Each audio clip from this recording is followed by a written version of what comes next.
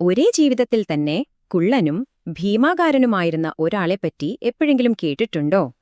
കേൾക്കുമ്പോൾ അസാധ്യമെന്ന് തോന്നാം, അല്ലേ? പക്ഷേ ആഡം റെയ്നറുടെ ജീവിതം അങ്ങനെയൊരു അവിശ്വസനീയമായ മെഡിക്കൽ രഹസ്യമാണ്.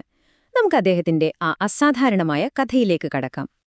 ഈയൊരു വാചകം മതി ആഡം റെയ്നറുടെ ജീവിതം എത്രമാത്രം വിചിത്രമായിരുന്നു എന്ന് മനസ്സിലാക്കാൻ. ഉയരം കുറവാണെന്നോർത്ത് വിഷമിച്ച ഒരാൾക്ക് പിന്നീട് ആ ഉയരം തന്നെ ഒരു ശാപമായി മാറിയ ഒരു ദുരന്ത കഥയാണിത്.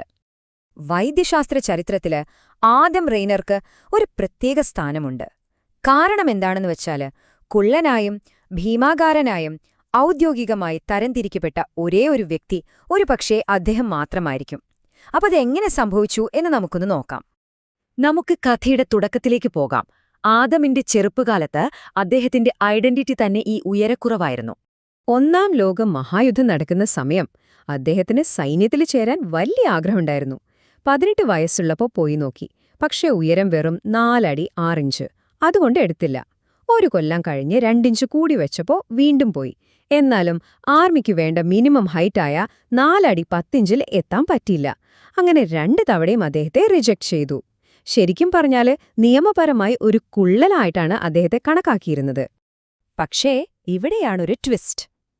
അദ്ദേഹത്തെ പരിശോധിച്ച ഡോക്ടർമാർക്ക് എന്തോ ഒരു പന്തികേട് തോന്നി. ഉയരം വളരെ കുറവാണെങ്കിലും അദ്ദേഹത്തിന്റെ കൈകളും കാലുകളും ശരീരത്തിന് ചേരാത്തത്ര വലുതായിരുന്നു. ഒന്ന് ആലോചിച്ചു നോക്കൂ, 4.5 അടി മാത്രം ഉയരമുള്ള ഒരാളുടെ ഷൂ സൈസ് 10. അത് വരാനിരിക്കുന്നൊരു വലിയ മാറ്റത്തിന്റെ ആദ്യത്തെ സൂചനയായിരുന്നു.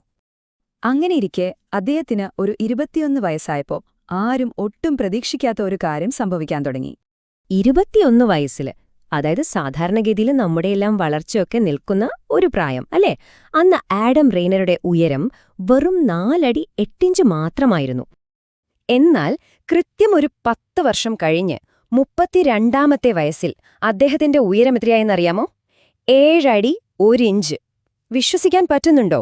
21 വയസ്സിനു ശേഷം ഏകദേശം 3 അടി ഉയരമാണ് അദ്ദേഹത്തിന് കൂടിയത്. ഈ ചാർട്ട് നോക്കിയാൽ ആ മാറ്റം എത്ര വലുതായിരുന്നു എന്ന് നിങ്ങൾക്ക് ശരിക്കും മനസ്സിലാകും. 21 വയസ്സിലെ ആ ചെറിയ ബാറും പിന്നെ 32 വയസ്സിലെ ആ വലിയ ബാറും തമ്മിലുള്ള വ്യത്യാസം കണ്ടോ?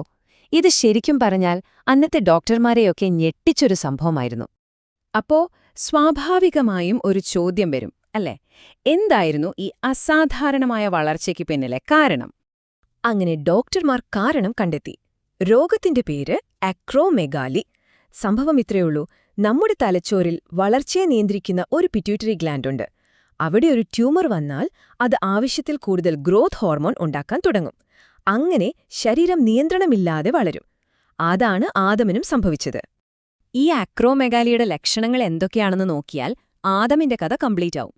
നമ്മൾ നേരത്തെ പറഞ്ഞ ആ വലിയ കൈകളും കാലുകളും ഓർമ്മയില്ലേ? അതായിരുന്നു തുടക്കം. പിന്നെ താടിയെല്ലും നെറ്റിയുമൊക്കെ പുറത്തേക്ക് തള്ളി വന്നു. പല്ലുകൾക്കിടയിൽ ഗ്യാപ്പ് വന്നു. എപ്പോഴും ക്ഷീണം, കേൾവി കുറഞ്ഞു. അവസാനം നട്ടെല്ലുവള വളഞ്ഞുപോയി. അപ്പോ 1930 ഡോക്ടർമാര് ഒരു തീരുമാനമെടുത്തു. ഈ ട്യൂമർ ഓപ്പറേഷൻ ചെയ്ത് നീക്കം ചെയ്യുക. ഒന്നോർക്കണം, ആ കാലത്ത് ബ്രെയിൻ സർജറി എന്നൊക്കെ പറയുന്നത് ഭയങ്കര റിസ്ക്കുള്ള കാര്യമാണ്. എങ്കിലും ഡോക്ടർ ഓസ്കാർ ഹെർഷ് ആ സർജറി നടത്തി. അതുകൊണ്ട് ഒരു ഗുണമുണ്ടായി. അദ്ദേഹത്തിന്റെ വളർച്ചയുടെ സ്പീഡൊന്ന് കുറഞ്ഞു. പക്ഷേ കഷ്ടമെന്ന് പറയട്ടെ, വളർച്ച മുഴുവനായിട്ടങ്ങ് നിന്നില്ല. വളർച്ചയുടെ വേഗത കുറഞ്ഞെങ്കിലും ഈ ഭീമാകാരമായ ശരീരത്തിന് ആദം കൊടുക്കേണ്ടി വന്ന വില വളരെ വലുതായിരുന്നു. ഓരോ ദിവസവും അദ്ദേഹത്തിന്റെ ശരീരം തളരുകയായിരുന്നു. നട്ടെല്ലിന്റെ വളവ് കൂടിക്കൂടി വന്നു. പിന്നെ ഒരു കണ്ണിന്റെ കാഴ്ച പോയി, മറ്റേ ചെവിയുടെ കേൾവിയും നഷ്ടപ്പെട്ടു. സഹിക്കാൻ പറ്റാത്ത വേദന കാരണം നടക്കാൻ പോലും വയ്യാതെയായി. ജീവിതത്തിന്റെ അവസാന നാളുകളിൽ അദ്ദേഹം പൂർണ്ണമായും കിടപ്പിലായിരുന്നു. പക്ഷേ ഈ രോഗാവസ്ഥയുടെയും വേദനയുടെയും ഒക്കെ അപ്പുറത്ത് ഒരു മനുഷ്യനുണ്ടായിരുന്നു. അദ്ദേഹത്തെ ചികിത്സിച്ച ഡോക്ടറുടെ റിപ്പോർട്ടിൽ പറയുന്ന ഒരു കാര്യമാണിത്. ഇത്രയൊക്കെ കഷ്ടപ്പാടുകൾക്കിടയിലും കൂടെയുള്ളവരോട് വളരെ ദയയോടെ പെരുമാറിയിരുന്ന ഒരാളായിരുന്നു ആദം. അത് അദ്ദേഹത്തിന്റെ നല്ല മനസ്സിനെയാണ് കാണിക്കുന്നത്. അപ്പോൾ നമുക്ക് ഈ കഥയുടെ അവസാന ഭാഗത്തേക്ക് വരാം. എന്താണ് ആദം റെയ്നർ ചരിത്രത്തിൽ ബാക്കിവെച്ചത്? ഇതാണ് ഏറ്റവും പ്രധാനപ്പെട്ട കാര്യം. 51 വയസ്സിൽ മരിക്കുമ്പോൾ ആദം റെയ്നറുടെ ഉയരം 7 അടി 8 ഇഞ്ചായിരുന്നു. അങ്ങനെ ഒരു കുള്ളനായി ജീവിതം തുടങ്ങി ഒരു ഭീമാകാരനായി മരിച്ച മെഡിക്കൽ ഹിസ്റ്ററിയിൽ രേഖപ്പെടുത്തിയ ഒരേ ഒരു വ്യക്തി, അതാണ് ആദം റെയ്നർ. അപ്പോ ആദം റെയ്നറുടെ ജീവിതം ഒരു വശത്ത് നോക്കിയാൽ ഒരു മെഡിക്കൽ അത്ഭുതം തന്നെയാണ്, പക്ഷെ മറുവശത്ത് അതൊരു വലിയ ട്രാജഡിയുമാണ്. ഇത് നമ്മളോട് വളരെ പ്രധാനപ്പെട്ട ഒരു ചോദ്യം ചോദിക്കുന്നുണ്ട്.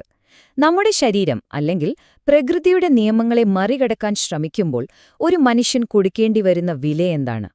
ഈ ഒരു ചോദ്യം ബാക്കിവെച്ചാണ് അദ്ദേഹത്തിന്റെ കഥ അവസാനിക്കുന്നത്.